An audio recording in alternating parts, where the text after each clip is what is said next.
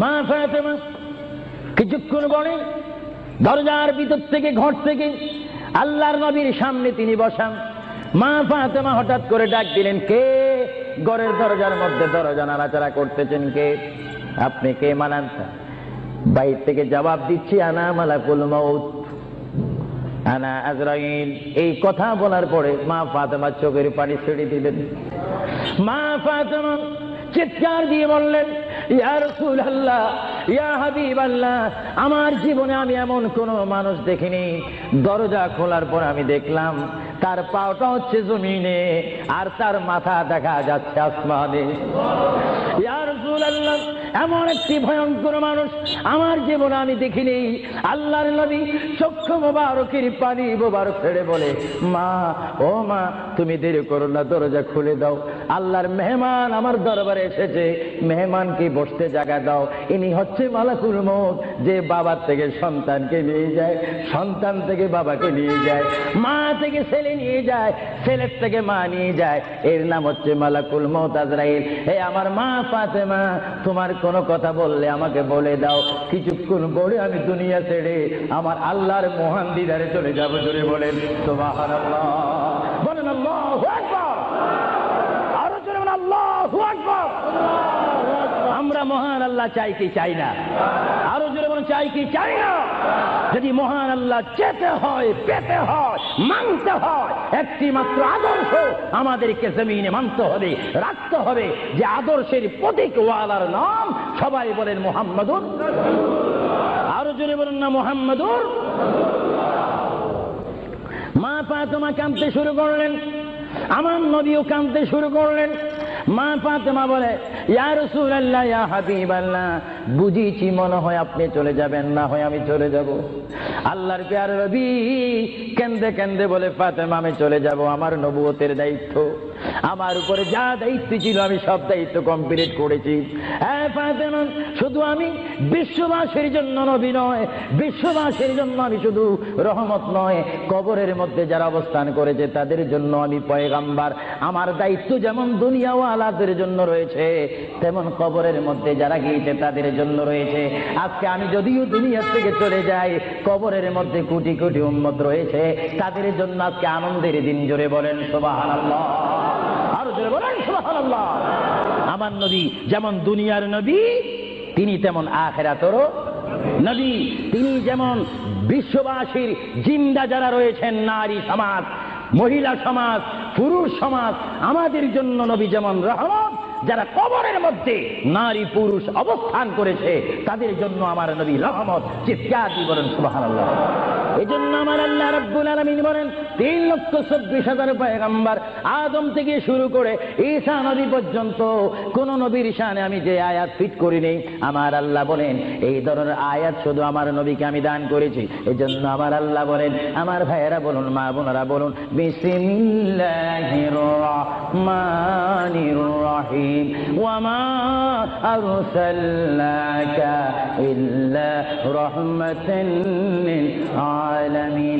আমার আল্লাহ বলে, হাবিব, হে আমার বন্ধু, হে মুহাম্মদুর রাসূলুল্লাহ, আপনাকে আমি আসমানের জন্য, জমিনের জন্য, আরশের জন্য, কুরসির জন্য, মানুষের জন্য, জিন জাতির জন্য, ফেরেশতার জন্য, আমার সৃষ্টির মধ্যে যত সৃষ্টি রয়েছে সকল সৃষ্টির মালিক হচ্ছে আমি আল্লাহ রাব্বুল আলামিন। আর সকল সৃষ্টির জন্য রহমত হচ্ছেন আপনি রহমাতুল লিল আলামিন। হাবিব, আমি আল্লাহ, যেখানে আল্লাহর ক্ষমতা থাকবে সেখানে আপনার রহমতের ক্ষমতা অবশ্যই থাকবে। জোরে বলেন সুবহানাল্লাহ, বলেন আল্লাহু আকবার। যেখানে আমার আল্লাহ বলেন সেখানে মুহাম্মাদুর, আরো জোরে বলেন যেখানে আল্লাহ সেখানে মুহাম্মাদুর। প্রিয় ভাইয়েরা আমার, মুহাম্মদুর রাসূলুল্লাহর দরবারে মালাকুল মউত অবস্থান করেছেন, উপস্থিত হয়েছেন, এসে গেল। আল্লাহর প্যারা নবী মুহাম্মদুর রাসূলুল্লাহ সাল্লাল্লাহু আলাইহি ওয়াসাল্লাম মা ফাতেমাকে ডাক দিয়ে বলে, হে আমার কন্যা ফাতেমা, তোমাকে আমি জানিয়ে দিতে চাই আমার আর বেশি সময় নেই। তোমার যদি কোনো কথা থাকে তুমি আমাকে বলে দাও, আমি তোমার কথাগুলো শুনবো। মা ফাতেমা ইয়া রাসূলুল্লাহ বলে একটা চিৎকার মেরে ঘর থেকে বাইর হয়ে মসজিদে নববীর সামনে চলে গেল। মা ফাতেমা সেখানে গিয়ে দেখে ইমাম হাসান হোসেন খেলাধুলা করতেছে। মা তার সন্তানকে ডাক দিচ্ছে, হাসাইন আর হুসাইন, তোমরা বুঝি এখানে তোমরা খেলাধুলা করতেছো? আমার বাবা বিশ্বনবী মুহাম্মদুর রাসূলুল্লাহ সাল্লাল্লাহু আলাইহি ওয়াসাল্লাম দুনিয়া থেকে চলে যাচ্ছে, তোমাদের যদি কিছু চাওয়ার থাকে পাওয়ার থাকে তোমরা আমার বাবার কাছে চলে যাও। আল্লাহ রাব্বির নাতি ইমাম হাসান হোসেন ইয়া নবী বলে বলে, ইয়া রাসূল বলে বলে চিৎকার দিয়ে তারা আমার নবীর কাছে চলে আসলো। কিতাবের মধ্যে আছে দুনো ভাই আল্লাহর নবীকে জড়ায় ধরে বলে, নানা গো, ও নানা, আমাদের বাবা আলীর মতো গরিব সাহাবী দুনিয়ার মধ্যে নাই। নানা, আমাদের মা ফাতেমা জান্নাতের মহিলাদের সরদার বলে আপনি ঘোষণা দিয়েছেন, আমাকে জান্নাতের নওজওয়ানদের সরদার বলে ঘোষণা দিয়েছেন। নানা গো, পৃথিবীর বুকে থাকতে হলে তো পেটের প্রয়োজন আছে, খিদার প্রয়োজন আছে। ও নানা, যখন দুনিয়ার মধ্যে খিদা পাইতো 3 দিন 4 দিন পর্যন্ত আমার মা গুনে চুলাতে আগুন দিতে পারতেন না। টাকা নাই, পয়সা নাই, চুলাতে পর্যন্ত আগুন জ্বলে না, কাতর বেঁধে বেঁধে আমরা রাত্রে ঘুমাইতাম। ইয়া রাসূলুল্লাহ, ইয়া হাবিবাল্লাহ, আপনার রহমতের চেহারার দিকে যখন নজর করতাম আমাদের পেটটা ভরে যাইতো, খিদার কথা আমরা ভুলিয়ে যাইতাম। ইয়া রাসূলুল্লাহ, আপনি যদি দুনিয়া থেকে চলে যান আমরা কার চেহারার দিকে নজর করে আমাদের পেটের খিদা দূর করব?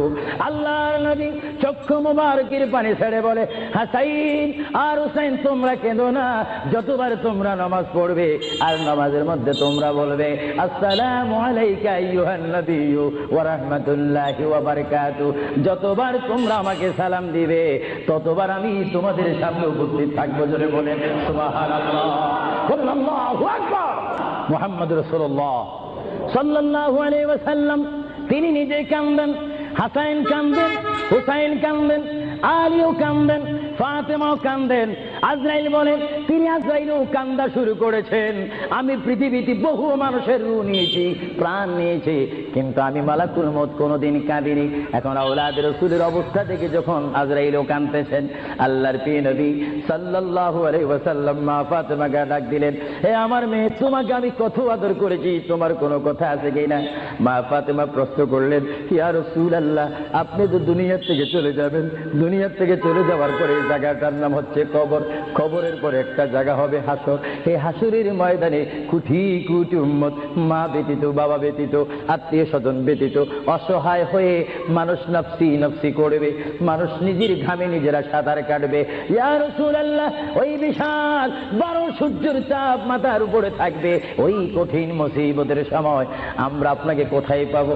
আল্লাহর নবী কেঁদে কেঁদে বলেন, এ ফাতেমা, আমি তোমাকে জানিয়ে দিলাম হাসরের ময়দানে তোমরা আমাকে একটি জায়গায় পাবে, যে জায়গার নাম হচ্ছে মিজান, যেখানে আমার উম্মতের নেক এবং বদি ওজন হবে।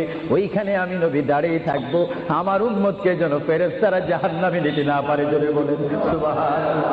আল্লাহর প্যারা নবী কেন্দে কেন্দে বলেন, ফাতেমা, আমাকে তুমি মিজান পাল্লা কাছে পাবে। আর ফাতেমা প্রশ্ন করলেন, ইয়া রাসূলুল্লাহ, যদি মিজানে যদি আপনাকে না পাই? আল্লাহর নবী কেঁদে কেঁদে বলেন, আমাকে তোমরা জাহান্নামের দরজার মধ্যে পাবে। ইয়া রাসূলুল্লাহ, সেখানে যদি না পাই ফুলসিরাতের গোড়ার মধ্যে পাবে। ইয়া রাসূলুল্লাহ, সেইখানে যদি না পাই হাউজে কাউসারের কিনারায় পাবে। মা ফাতেমা কেঁদে কেঁদে বলেন, বাবা গো, ইয়া রাসূলুল্লাহ, এট এ টাইমে যদি 4টি জায়গার মধ্যে যদি আপনার উম্মত মুসিবতের মধ্যে পড়ে যায়, আপনার একা পক্ষে কিভাবে সম্ভব হবে তাদেরকে রক্ষা করার জন্য? আল্লাহ নবী চোখের পানি ছেড়ে বলে, ফাতেমা, তুমি আমাকে এতক্ষণ চিনতে পারো না গো ফাতেমা, তুমি জগতের বাবার মতো আমাকে বাবা মনে করো না। ফাতেমা, আকাশে যখন বৃষ্টি হয়, ওই বৃষ্টি পড়ার আগে আকাশে বিজলি মারে ঝিলিক মিলিক করে। ফাতেমা, আমার উম্মত গুনাহগারকে আমি রক্ষা করার জন্য বৃষ্টির মতো হাসরের ময়দানে দৌড়াদৌড়ি করব, একটা উম্মত তো আমি জাহান্নামে যাইতে দেব না। জোরে বলেন সুবহানাল্লাহ। আল্লাহর প্রিয় নবী, দু জাহানের বাদশা নবী মুহাম্মদুর রাসূলুল্লাহ সাল্লাল্লাহু আলাইহি ওয়াসাল্লাম, তিনি কেমন নবী? আল্লাহর প্রিয় নবী, দু জাহানের বাদশা নবীকে তিনি ফাতেমার সাথে এই কথাগুলো বললেন। এই জন্য আমার ভাইয়েরা, যারা জ্ঞানী গুণী ভাইয়েরা রয়েছেন, জীবন পেয়েছি। জীবনটা পাওয়ার আগে মায়ের পেটের মধ্যে ছিলাম, মায়ের পেটে আসার আগে আমরা রুহ জগতের মধ্যে ছিলাম, রুহ জগতে আসার আগে আল্লাহ আমরা কুদরতের মধ্যে ছিলাম।